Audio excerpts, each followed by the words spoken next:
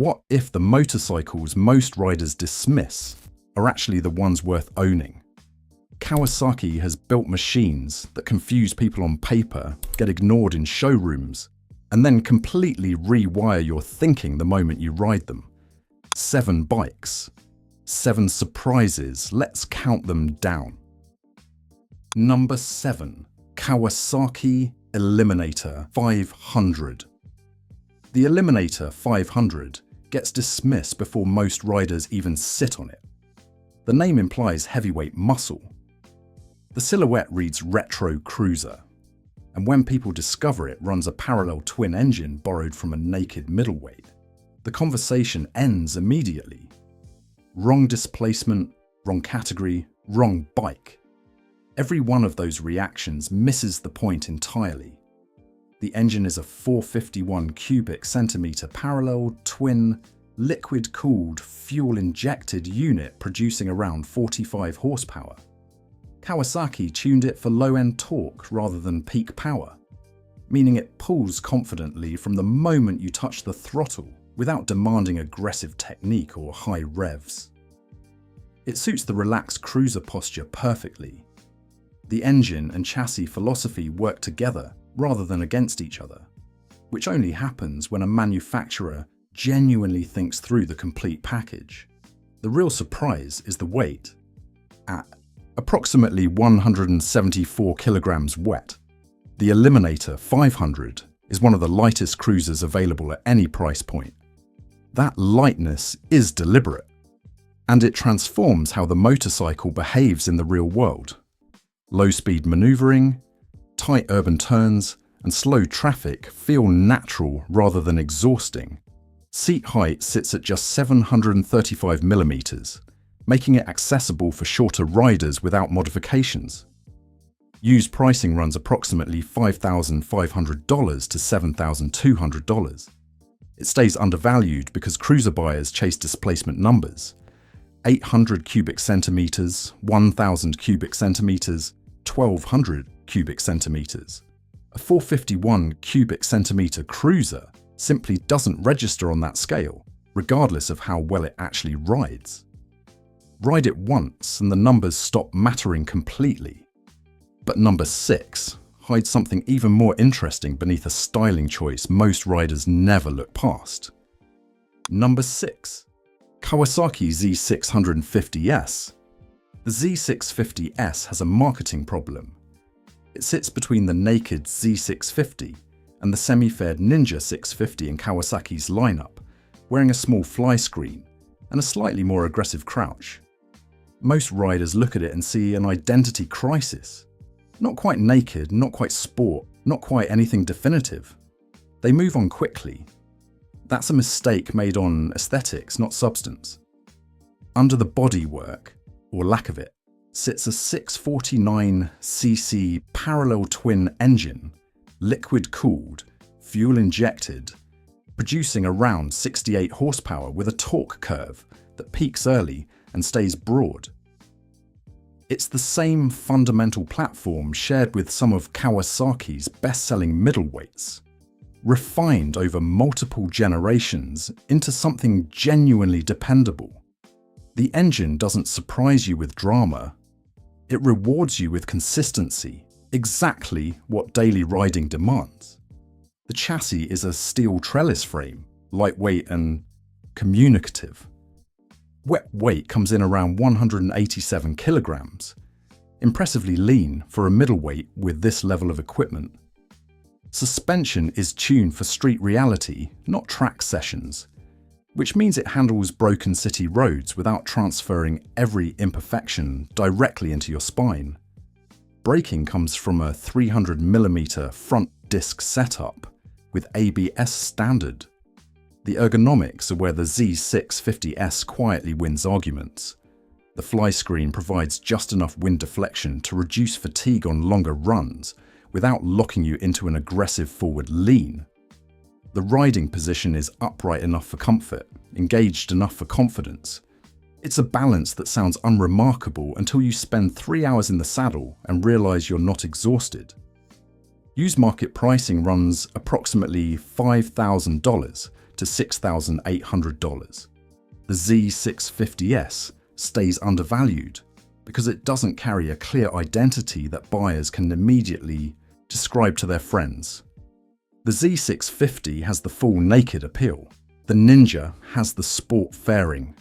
The Z650S exists in between, and that ambiguity depresses the price, while the actual riding quality remains identical. Riders who buy it for practicality discover a motorcycle with genuine character. That combination is rarer than it sounds. The next bike, though, makes people angry before they even ride it, for completely the wrong reasons. Number 5. Kawasaki Ninja ZX-10R. The ZX-10R might be the most argued about Kawasaki in recent memory.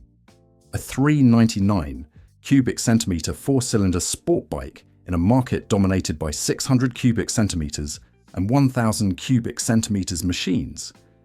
It arrived looking like a shrunken race replica and immediately divided opinion. Half the internet called it irrelevant. The other half couldn't stop watching the lap times. The engine is a 399 cubic centimeters inline-4 DOHC, liquid-cooled, fuel-injected unit producing approximately 77 horsepower at 14,500 RPM. On a motorcycle weighing around 185 kilograms wet, that produces a power-to-weight ratio that embarrasses motorcycles with significantly larger engines. The four-cylinder configuration means the character is completely different from parallel twin middleweights. It pulls hard through every gear, rewards high RPM riding, and sounds extraordinary doing it. Kawasaki didn't compromise on the chassis. The ZX-10R uses a twin-spar aluminum frame, 37mm inverted front forks, and a horizontal backlink rear suspension, hardware borrowed directly from the sport bike playbook, not the commuter catalogue. Braking is handled by dual 290mm front discs with radial mount calipers and cornering ABS. These are not budget components dressed in aggressive bodywork. The riding position is committed. Forward lean, high foot pegs, proper sport ergonomics. This is not a motorcycle pretending to be a sport bike. It is one, built at a displacement that keeps it accessible without removing the challenge. What riders discover is that the smaller displacement actually enhances the experience on real roads. You can use the full performance envelope without requiring a closed circuit or criminal speeds. The engine encourages you to explore its rev range rather than punishing you for it. That engagement is what the ZX-10R delivers that its larger siblings can't replicate on public roads. Used pricing sits around $7,500 to $9,500, strong for a 400cc machine, but fair for what it delivers. It stays below supersport pricing because the displacement still carries a mental ceiling for buyers who haven't ridden one. One ride erases that ceiling permanently. Number 4 looks far more ordinary, but ordinary is exactly what makes it brilliant. Number 4. Kawasaki Ninja 650. The Ninja 650 has a branding problem that works against it constantly. Wear the Ninja badge, and the expectation is fire-breathing, track-ready performance. The 650 delivers something different, and riders who can't move past the name never discover what that something actually is. The engine is a 649 cubic centimeters parallel twin, liquid-cooled, fuel-injected, producing around 68 horsepower. Peak output won't generate headlines. The torque delivery will. The curve is wide and accessible, meaning the engine responds with confidence at 3,000 revolutions per minute, just as willingly as it does at 8,000 revolutions per minute. Real-world riding lives in that mid-range, not at redline, and the Ninja 650 is tuned specifically for where riding actually happens. The chassis combines a steel trellis frame with semi-faired bodywork that provides genuine aerodynamic benefit without the weight penalty of a full race fairing. Wind. Protection at highway speeds is noticeably better than naked alternatives in this class. Suspension front and rear is tuned for street use, absorbent enough for daily riding, controlled enough for enthusiastic cornering. ABS is standard. Wet weight sits around 196 kilograms. Manageable and confidence-inspiring. The ergonomics split the difference between sport and touring in exactly the right proportions. Forward enough to feel engaged and connected to the road. Upright enough that a 2-hour motorway run doesn't destroy your lower back. That balance is genuinely difficult to achieve and easy to underestimate until you've spent time on bikes that got it wrong in either direction. Used pricing typically falls in the $5,200 to $7,200 range. The Ninja 650 stays affordable because buyers chasing performance look upward toward the ZX-6R or ZX-10R, and buyers chasing comfort look toward adventure, tourers. The 650 serves both purposes quietly, without demanding attention. Kawasaki's reliability record on this platform is one of the strongest in the segment. Low maintenance requirements, strong resale retention, and an engine that regularly clears 60,000 kilometers with basic servicing. The Ninja 650 doesn't win by being extreme. It wins by being exactly right. But number 3 hasn't been on anyone's radar in years, and that's precisely the point. Number 3. Kawasaki W800. The W800 is the bike that makes modern riders uncomfortable, and that discomfort comes entirely from what it refuses to be. No riding modes, no traction control, no TFT display, no aggressive styling. It sits in Kawasaki's lineup looking like something that arrived from 1969 and never left. Most riders walk past it without a second glance. Those riders are missing one of the most honest motorcycles Kawasaki has ever built. The engine is a 773cc parallel twin, air-cooled, fuel-injected, producing around 52 horsepower. That number will end the conversation for performance-focused buyers immediately. It shouldn't. The W800's engine is not engineered around peak output, it's engineered around character. The parallel twin configuration with 360-degree firing order produces a distinctive rhythmic pulse that no modern liquid-cooled engine can replicate. It vibrates slightly.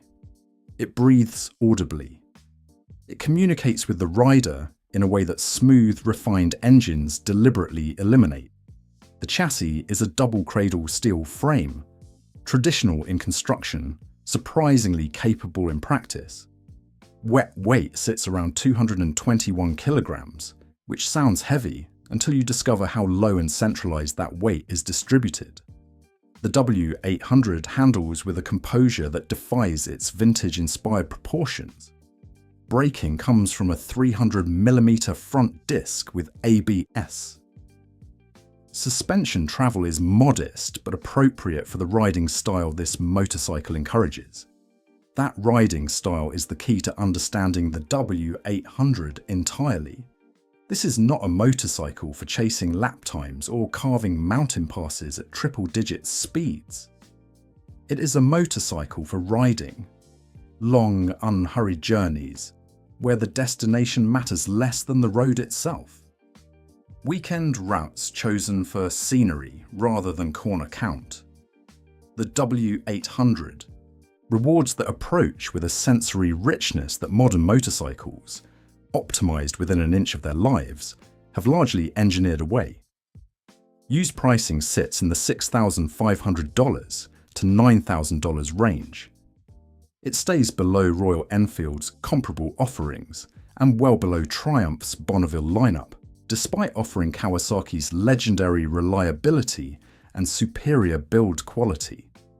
The W800 is underpriced because the retro segment buyer often chases badge prestige over engineering substance.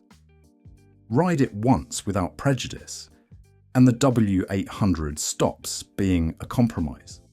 It becomes a preference.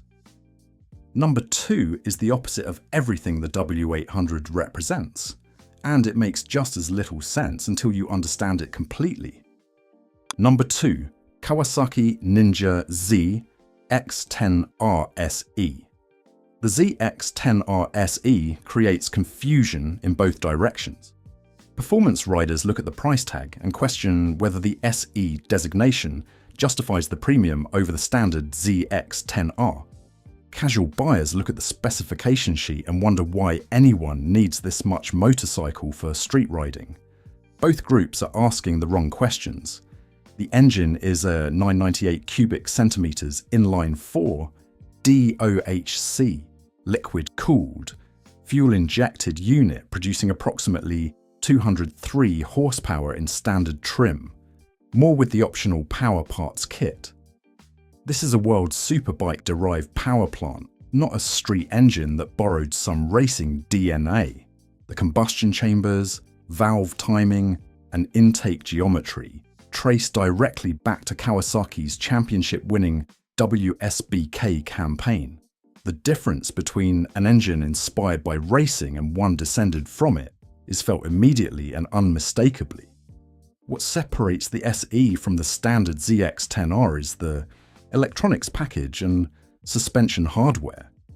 The SE receives the Öhlins electronic steering damper, the same unit used on factory superbike teams, combined with a Showa balance-free front fork and balance-free rear cushion.